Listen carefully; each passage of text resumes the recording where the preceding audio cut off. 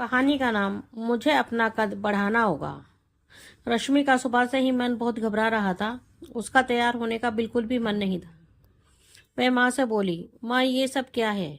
इस तरह के रोज रोज के तमाशे मुझसे नहीं हो पाएंगे। जब आपको पता है लड़का भी मुझे रिजेक्ट कर चला जाएगा, फिर भी आप इतनी सारी तैयारियां कर रही हो। आपकी पूरी मेहनत बेकार हो जाएगी। हर बार आप इतनी उम्मीद से तैयारी करती हो, लेकिन रश्मि अपनी बात पूरी कर पाती उसके पहले ही उसकी माँ ने उसे रोका और कहा, तू कुछ ज्यादा ही सोच रही है। मेरा मन कह रहा है ये रिश्ता तेरे लिए ही बना है। आज सब कुछ सही रहेगा। देखना, लड़के वाले तुझे देखकर मना नहीं कर पाएंगे। आखिर मेरी बेटी है ही इतनी सुंदर। सुंदर? माँ, ये तो तुम भी अच्छे से जानती हो कि ये सच नहीं है। काश कोई मन की सुंदरता को समझता तो बात अलग थी। मेरे छोटे कद को देखकर हर कोई तो मना कर दे के चला जाता है, फिर भी तुम यूं सबके सामने मेरा प्रदर्शन करती हो, ये मुझे पसंद नहीं है। कहते हुए रश्मि कुर्सी पर निढाल होकर बैठ गई। उसकी माँ उसे समझाते हुए बोली, अरे तू भी ना कुछ भी सोच रही है, थोड़ा पॉजिटिव सोच। पंडित जी के कहने पर तूने अभी 16 सोमवार के व्रत किए थे ना, देख उन का ही फल है। अभी कुछ दिन पहले ही तेरे व्रत पूरे हुए और देख तेरे लिए कितना अच्छा रिश्ता आगे से चलकर आया है। अब तू उदास मत हो। उन लोगों के आने का समय हो रहा है, जल्दी से तैयार हो जा। मैं खाने की तैयारी करती हूँ। और रश्मि 25 साल की नवयौवना थी जो सर्वगुण संपन्न थी। पढ़ाई से लेकर घर के कामों में उसकी माँ ने उसे निपुण किया था। जो भी रिश्तेदार उसे जानते थे, पहचानते थे, सभी ये कहते हैं कि जिस घर में अभी उसकी शादी होगी वे घर ऐसी बहू को पाकर धन्य हो जाएगा। रश्मि के माता पिता भी दूसरे माता पिता की तरह चाहते थे कि समय पर रहते उनकी बेटी की शादी हो जाए। उसके लिए वे यथासंभव प्रयासरत थे, मगर हर रिश्ते में रश्मि की छोटी हाइट के कारण दिक्कत आती थी।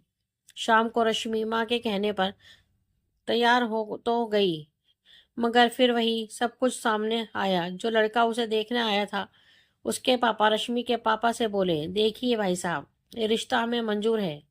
मगर रिश्ता मंजूर हो जाने की बात सुनकर रश्मि के पापा बहुत खुश हो गए। वाह, ये तो बहुत अच्छी बात है कि आपको रिश्ता पसंद है, मगर फिर आपने मगर ही बोलकर अपनी बात अधूरी क्यों छोड़ दी? कोई और बात है क्या आपके मन में?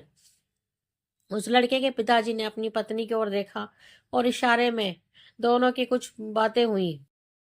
उन्होंने रश्मि के पापा की ओर देखकर कहा, देखिए भाई साहब, आपको तो पता है हमारा बेटा सिविल इंजीनियर है। इसके हाथ के नीचे कई सारे लोग काम करते हैं, सरकारी नौकरी और अच्छी तनख्वाह। इसके लिए तो कई सारे रिश्ते आ रहे थे, मगर हमें लड़की सभ्य और सरल चाहिए थी, जो हमारे परिवार में आसानी से निभ सके। आपकी बिटिया के बारे में बहुत तारीफ सुनी थी, इसलिए हम यहाँ आए। मगर आपकी बिटिया का कद बहुत छोटा है। उसे ऊंचा करने के लिए आपको मेहनत करनी होगी।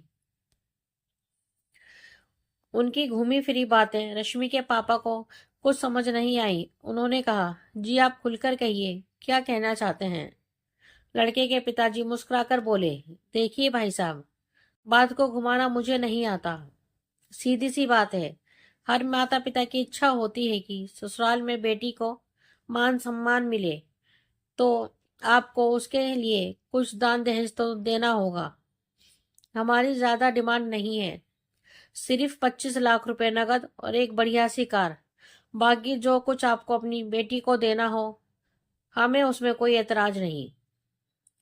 रश्मि के पापा इतनी बड़ी डिमांड सुनकर बोले, देखिए भाई साहब, इतनी मेरी हैसियत नहीं, आप कुछ वाजिब रकम बोलिए।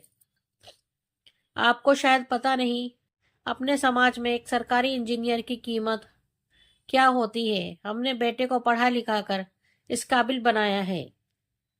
आपकी बेटी सारी उम्र राज करेगी, तो क्या हमें उसकी शादी में कुछ पाने की उम्मीद करना गलत है क्या? इसके लिए तो कई घरों से रिश्ते आ रहे थे। लोग 50 लाख रुपए नकद तक देने को तैयार थे, मगर हमें आपकी बेटी पसंद आ गई, इसलिए कम रुपए की डिमांड कर रहे हैं। इस पर रश्मि के पापा ने कहा, आपका बेटा इंजीनियर है तो मेरी बेटी भी आईएएस की तैयारी कर रही है।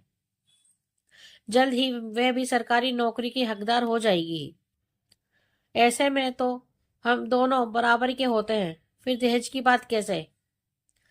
किस जमाने में जी रहे हैं भाई साहब? सरकारी नौकरी मिलना कोई हंसी खेल नहीं। मिल भी गई तो कोई क्लर्क की नौकरी मिलेगी। ऐसे में इंजीनियर और क्लर्क का क्या मुकाबला? यदि आप हमें मनचाहा दहेज देने को तैयार हैं तो फोन लगा दीजिएगा। अभी हमें आज्ञा दीजिए। उनके जाने के बाद रश्मि के पापा उदास होकर बैठे थे। रश्मि उनके पास आई और बोली, पापा, आप आज तक मेरे छोटे कद के कारण परेशान हो रहे थे, मगर अब मुझे समझ आ गया कि मुझे अपना कद बढ़ाना ही होगा। मुझे सिर्फ 1 साल दे दीजिए। आपकी बेटी इतनी काबिल है, उसके लिए लड़कों की लाइन लग जाएगी। अपनी अथक मेहनत और परिश्रम से रश्मि ने आखिर अपने लिए एक मुकाम हासिल कर लिया। आज रश्मि आईएएस के एग्जाम क्लियर कर कलेक्टर बन चुकी थी और वह इंजीनियर लड़का उसी के अंदर में काम कर रहा था। रश्मि को वहां देख उसकी नजरें शर्म से झुक गई और रश्मि के कद के आगे उसका कद बौना नजर आ रहा था। दोस्तों, हमारे समाज में अक्सर लड़कियों की शादी की बात कई बार उनकी सुंदरता, कद, रंग, रूप देखकर तय की जाती है, मगर हम क्या ये क्यों भूल जाते हैं कि लड़कियां शोपीस नहीं जिसका प्रदर्शन लड़के वालों के सामने किया जाए। आज समाज में लड़कियों को लेकर सोच बदलने की बहुत ज्यादा जरूरत है, क्योंकि लड़कियां भी कंधे से कंधा मिलाकर लड़कों के साथ कार्य कर रही हैं। दोस्तों, आपको हमारी ये कहानी कैसी लगी प्लीज हमें कमेंट में बताएं। अगर कहानी आपको अच्छी लगे तो अपने दोस्तों के साथ शेयर करें और हमारे चैनल को लाइक एंड सब्सक्राइब करना ना भूलें। धन्यवाद।